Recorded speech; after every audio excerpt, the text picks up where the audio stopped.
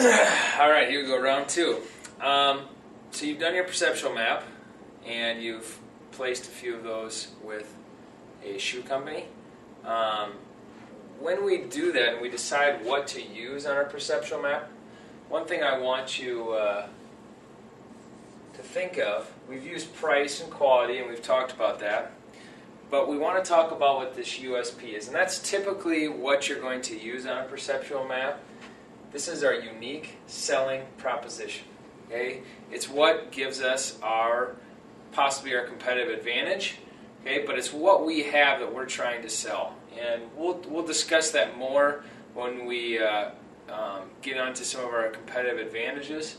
But we want to think about those things with our unique selling proposition. So I saw it on I can't remember if it's a book or a video talking about, for example, if we do jewelry, you wouldn't include price as something that you would use on your perception map. Why?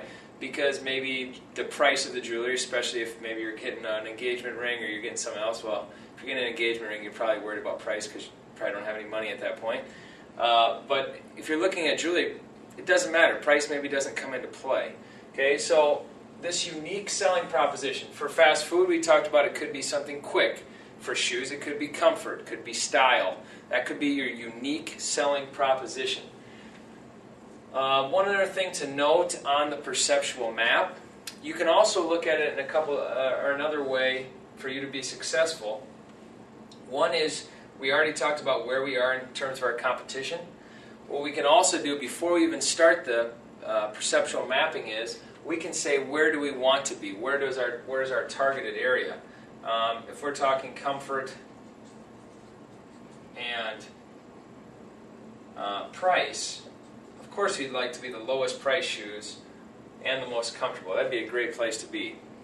Probably difficult to achieve, so maybe we pick a spot here. This is where we want to be. What can we do to be perceived in this spot? Well, one of the things you can start with is a positioning statement. Okay, a positioning statement is basically stating where you'd like to be positioned. Some key things that you need to have as part of your positioning statement, or things that should be included, are things like your target market, what your unique selling proposition or what your competitive advantage is, possibly what market or industry you're in. So if I think the book talks about Red Bull, they're going to say we're going to target this segment.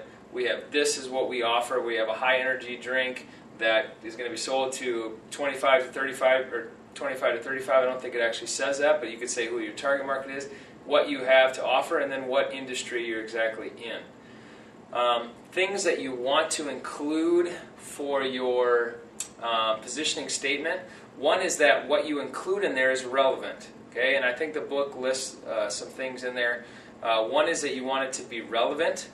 So it's important. If we have stuff that's in our positioning statement that doesn't matter, so if a shoe company says something along the lines of, in their positioning statement, things about the shoelaces, well, people really don't care about shoelaces, so we have the best shoelaces. We can perceptually map who has the best shoelaces, but it's really not relevant, it's not important. Second thing, it needs to be distinctive. Again, this goes back to your competitive advantage, and the first word in there, unique. What makes you different? What makes you distinct? Okay? Third thing is it's believable.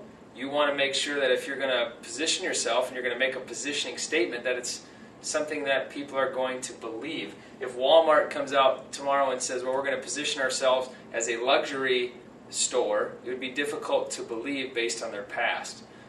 Doesn't mean they couldn't, but it'd be a big jump, and they'd have to really work on changing the perception of Walmart.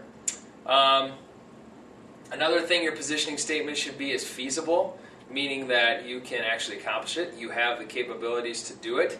If you put something in your positioning statement, again, maybe it's Walmart, maybe it's not feasible based on their past. If it's something that you're starting out new, what capabilities do you have? Are you capable of achieving whatever position that you've decided to choose to be at? It has to be able to be communicated. So if it's a positioning to a certain segment, for example, that you can't even communicate to, either because you've partly what makes a segment is that it's responsive and that you can communicate, it's accessible.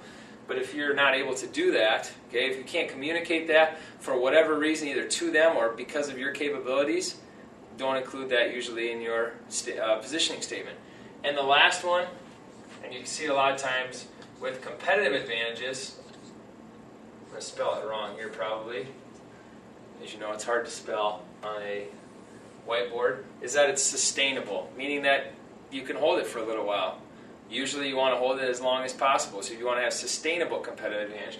Or in terms of positioning, you want a sustainable position because it takes a lot of effort to try to reposition an entire brand if you're going to be doing an entire brand, or even particular characteristics. You might have to promote like crazy to, if Walmart was going to change to luxury, they'd have to do all kinds of promotions to try to get you to believe or get you to perceive that it has become a luxury retailer. So it costs quite a bit of time, effort, money to reposition a product. Sometimes it happens naturally, but it has to be something that we believe is sustainable because it's an expensive undertaking to do. That finishes up our little talk on sustainability. So what I'd like you to do on that second perceptual map, okay, the first one you did shoes with price and comfort. What I'd like you to do is find an industry, okay? I want you to pick out some unique selling propositions for an industry, and we're going to share those in class where you can say, you can choose whatever industry you'd like, then pick some companies and plot them perceptually on that map based on your two unique selling propositions. So you could choose any industry, you could choose restaurants, you could choose food, you could choose colleges, you could choose anything.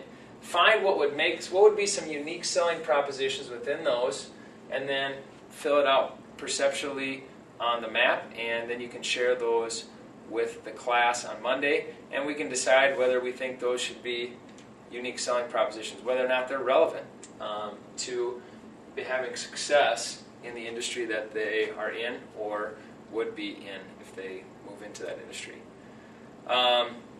So that's kind of the finishing touches there to talking about positioning.